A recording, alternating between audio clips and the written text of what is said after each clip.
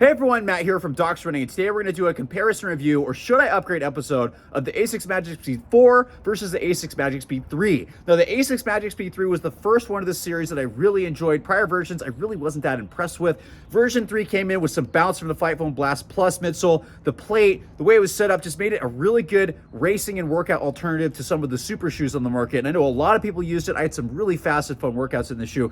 Really was curious to see what they did with the Magic Speed 4. They've overdone this. This is now no longer that racing workout shoe. It's now actually a plated performance trainer. So, a lot of changes. Let's talk about, for those of you using the Magic Speed 3, should you consider upgrading? And for those choosing between these two, which one should you consider? We're going to start with specs first, as always. For version 3, comes in at about 7.8 ounces or 220 grams for a men's size 9, women's size 10.5. Version 4 comes in at 242 grams or 8.5 ounces for men's size 9, women's size 10.5. Stack height wise, version 3 comes in at 36 millimeters in the heel, 29 in the forefoot for a 7 millimeter drop. Version 4 comes in at 43.5 in the heel and 35, I'm going to mess this up, 35.5 in the forefoot for an 8 millimeter drop. I think I messed it up, but that's okay. So different drop, much higher stack height over here in the Magic Speed 4. Much different weight, and it really changes it. So the ride is really different. This now features Flight Foam Blast Turbo, and a lot of this, the 4 kind of reminds me of the Metaspeed Edge Plus, but way higher stack height underfoot and obviously a little bit heavier. But it's got that little bit firmer, bouncier once it breaks in feel. Not the bounciest on the market, but slightly firmer feel. Combined with the plate, it's pretty stiff at first. That did break in where I've actually been able to use this on training runs without too much issue. So it definitely does fill that plated trainer role where it can handle workouts and handle some easier runs. That's very different from the Magic Speed 3, which had, again, the Flight Foam Blast Plus, which is softer, plus the plate made it really snappy, plus that 7.8 ounces made it feel really good going into faster paces. Not as good of a trainer, although it could, just because it was a little bit too stiff.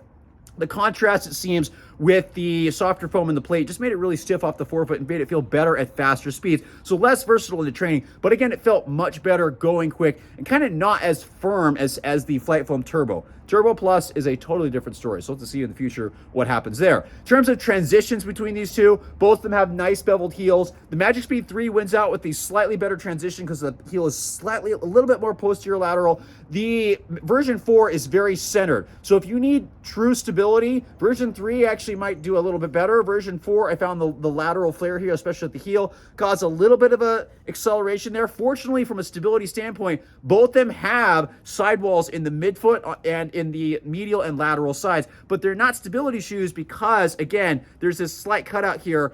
The Magic Speed 3 did a lot better because it was wider and the platform wasn't nearly as high, and you can see the platform actually narrowed just a teeny bit, plus the taller stack height gives the 4 a little bit more medial bias. So if you need stability and you're really choosing between these, the version 3 is just a teeny bit more guided. Neither one of these are stability shoes, but just know version 3 wins out a little bit on that. In terms of the stiffness in the forefoot, the Magic Speed 3 feels like the stiffer version of the two of them, because that contrast with the foam. Version 4 felt stiff initially, and then it really eased up to where it felt really good doing easier runs, doing up-tempo workouts. It does struggle going really, really fast, so I enjoy doing some 5K efforts in this type of shoe.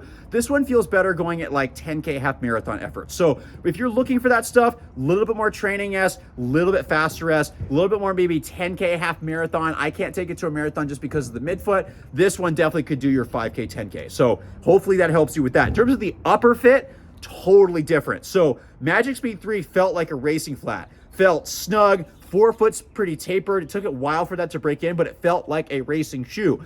Version 4 doesn't feel as much like that. There's more room. There's definitely more volume. I don't get that as crushed toes feeling. Yes, the forefoot's a little bit tapered, but there's definitely more room. It's not the widest shoe on the market, but it has a little bit more volume. So again, it feels better for longer efforts or daily training versus the Magic Speed 3 really has that racing flat feel. So if you don't want as much room, you want that really close feel, version 3 is going to be better for you. If you want something with a little bit more room, a little more volume that is also plated and has turbo, the Magic Speed 4 is going to be the better of the two options. I personally am really torn between these two. If I wanted a shoe that was faster and wanted a racing shoe, I would definitely choose the 3. If I wanted something that has a little more versatility into longer stuff like daily training, long runs, and maybe like half marathon, then the Magic Speed 4 would definitely be the better option, or potentially the better option. But again, these are very different shoes. Hopefully that helps you make a decision either whether to upgrade or not, or which one of these might work better for you. As always, I'd love to know what you think in the comments below. Do you agree? Do you disagree? What are your experiences? We're always curious to know and really appreciate you watching.